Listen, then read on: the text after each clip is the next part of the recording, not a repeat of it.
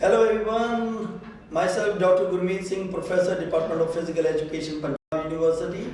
As you know that Punjab University is situated in the north part of the country, and it is one of the fourth oldest university of India. And my topic for the today's presentation is multilateral approach to training for young athletes.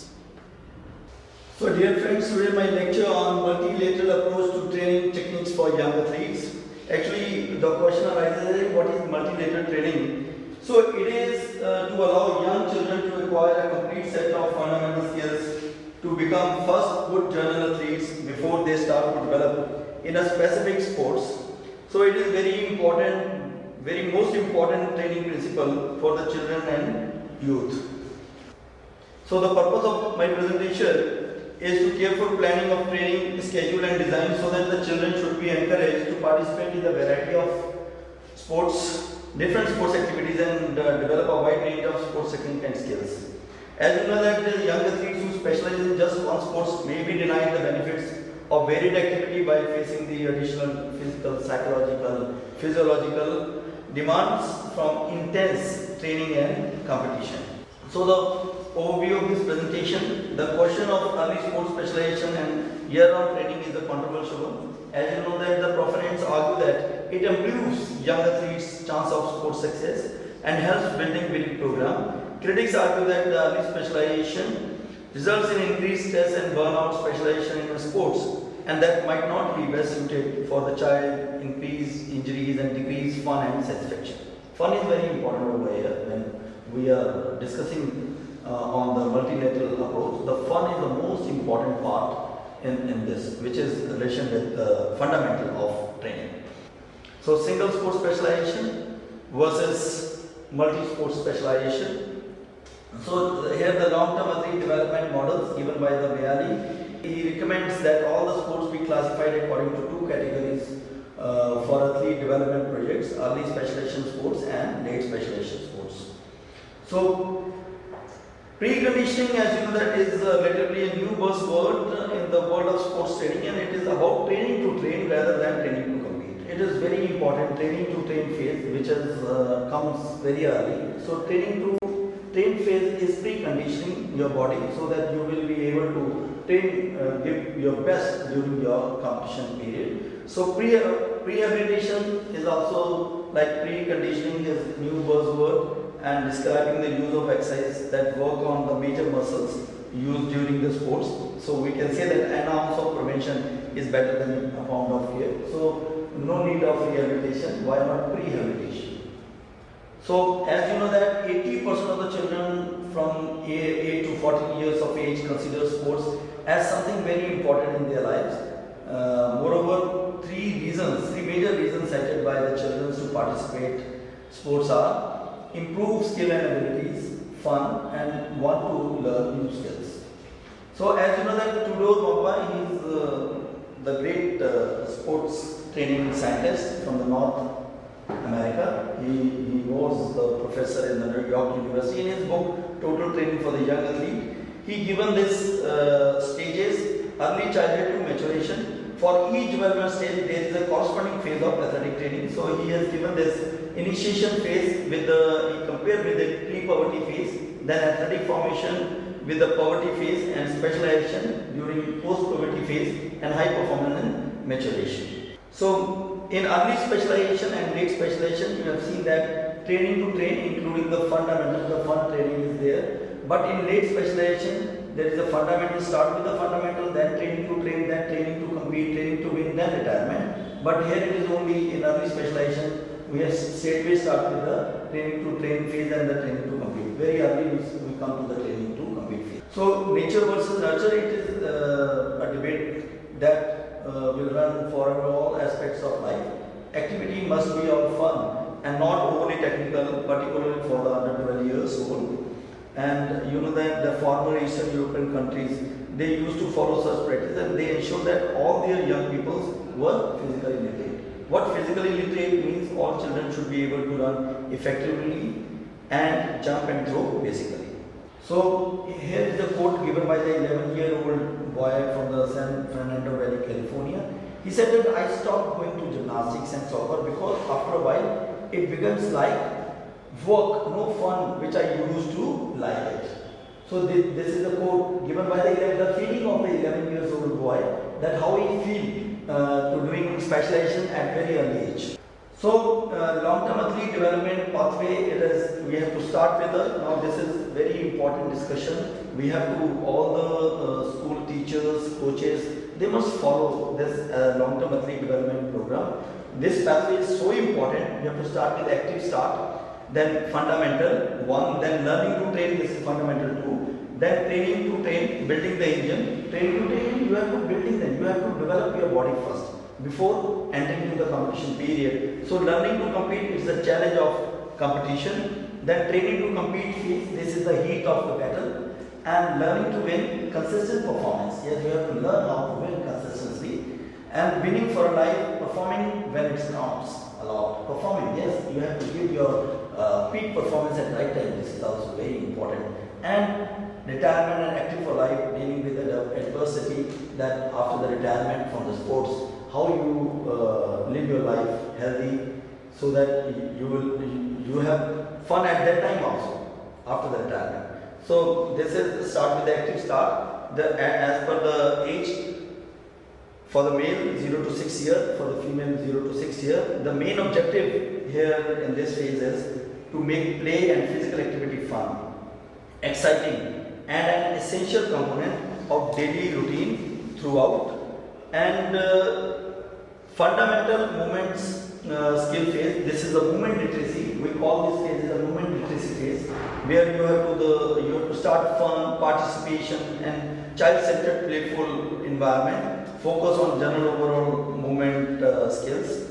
So this is the movement literacy stage where the children learn how to develop their agility, balance, coordination, and speed. So own body weight strength exercises you should start over here. As you know that during our childhood we all learn how to hang on the swings and tree climbing.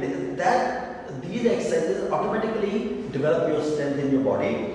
During this stage, you have to start with a semi-structured program of the training, and the physical activity, a regular physical activity should be 5 to 6 times per week, and simple rules should be implied on the while playing any type of a game. Only simple rules and ethics of the sports must be followed.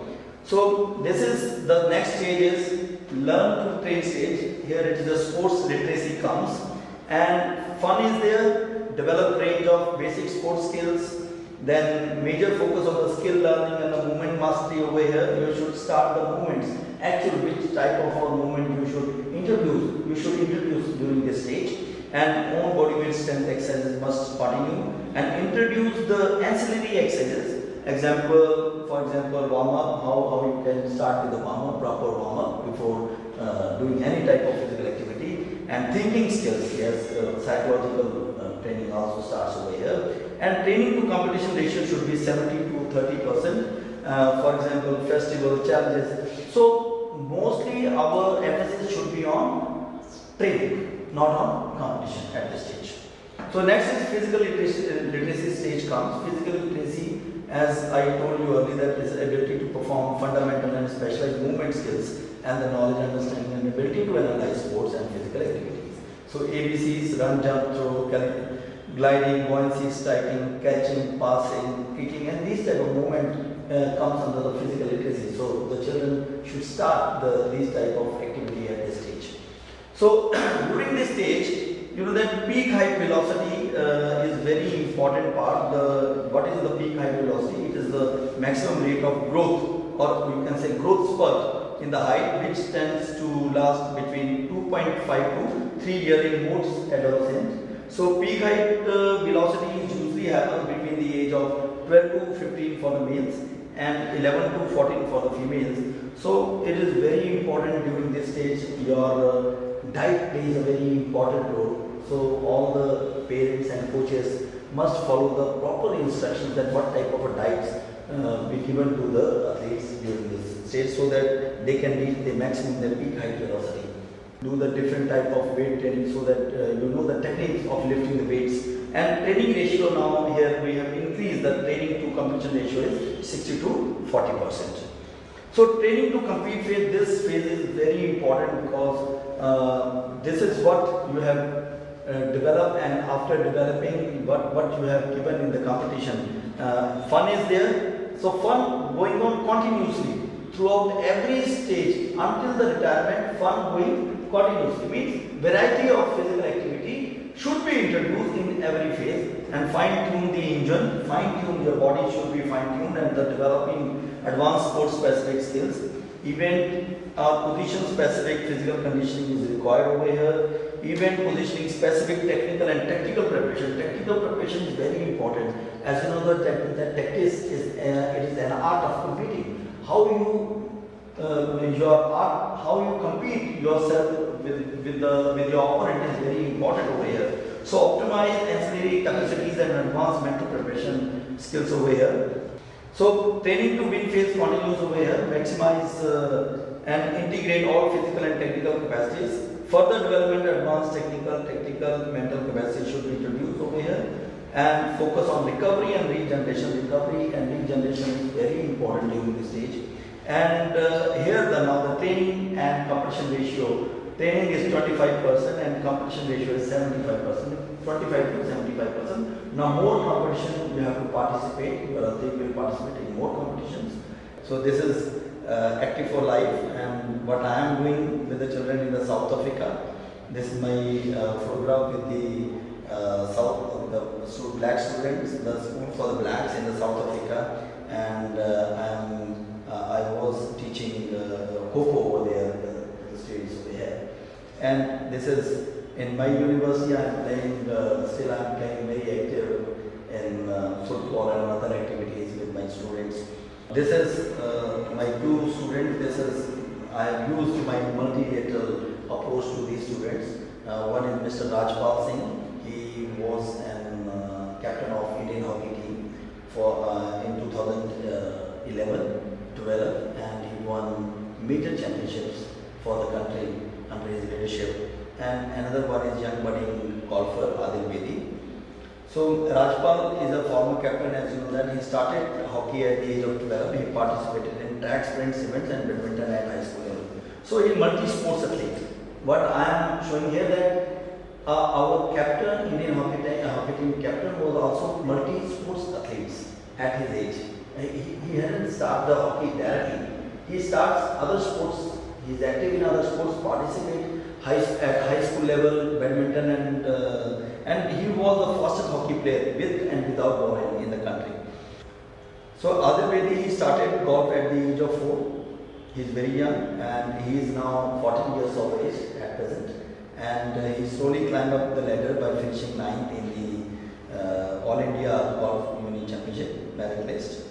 And he has won actually 125 medals and trophies so far, as many as national and international tournament played and he has participated in.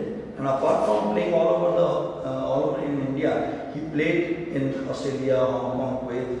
So lot of exposure given to him. But at the same time, he, apart from the golf, he is a very good soccer player and he is a member of his school soccer under 14 team. So at the same time, he is playing football, his participation in other activities. So he is following multilateral approach to his study, and he is giving his best. He finished 6th in the World Junior Masters Golf Championship, Las Vegas in 2013, and he is also in July in US. He is also invited to play golf over there. So at the conclusion, I must say that coaches who incorporate long-term athlete development program principles and practice into their programming are more likely to produce athletes who reach their full athletic potential as well as experience success against competitors from around the globe. Players must be allowed to enjoy the game and they must not be forced to participate only in one game. Coaches should monitor frequency of participation to avoid overuse injuries in their athletes. The amount and the intensity of the physical work that any child can do will vary because of age, fitness, motivation, experience and journey growth. Careful grouping of young participants is the basis for safe and fair play sports. Well planned, very simple game-based activity should make up the majority of training sessions for young participants. So intense training at early age must be avoided. It is very important.